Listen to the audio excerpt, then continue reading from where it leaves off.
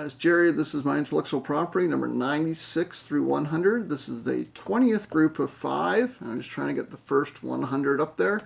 I got about 230, I think. But 96, I don't know where I heard this, but it stuck with me. But the best companies have 0 employees and are based on intellectual property. Now, it's probably written by a consultant, but makes you think, or at least a sales consultant of some kind.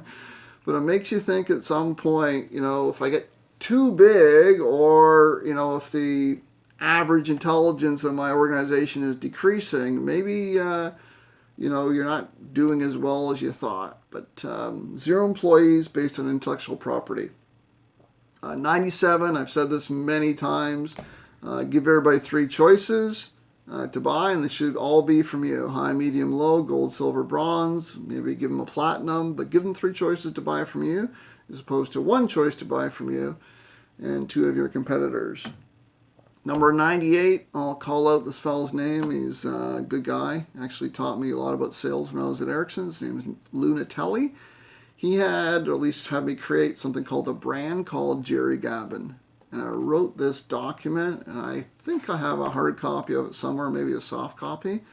But it makes you think about who you are and what value you deliver and how you position it and where you want to, or at least where you're coming from and where do you want to go. But a brand called Jerry was the name of my document. I haven't seen it out there, not even today's age of social media, because it's a literally unique differentiating document. But I like things like that.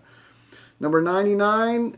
Got this from a friend of mine up in Ottawa when we were going through the days of digital cameras. There was like a new one every week. Buy what your friends have. And I tell this to everybody when it comes to any type of technology today.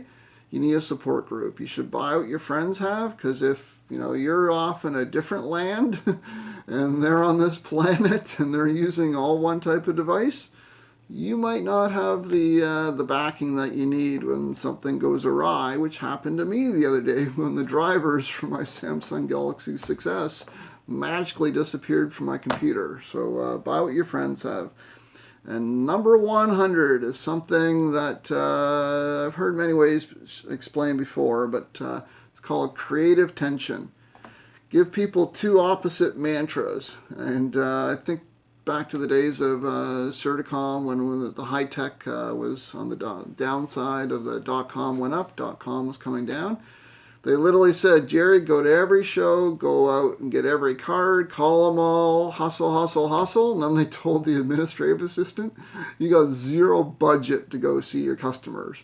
So you had this creative tension. And how did Jerry end up with the most amount of business cards and go to the most amount of trade shows and the most amount of activity in his funnel? And I'm not going to give that away now, but keep in mind, the opposites, the polar ends, the extremes of what's called creative tension. When 2 people are moving the other, opposite from each other, how do you bring them together? How do you succeed in that environment? That's the first 100. Thank you very much.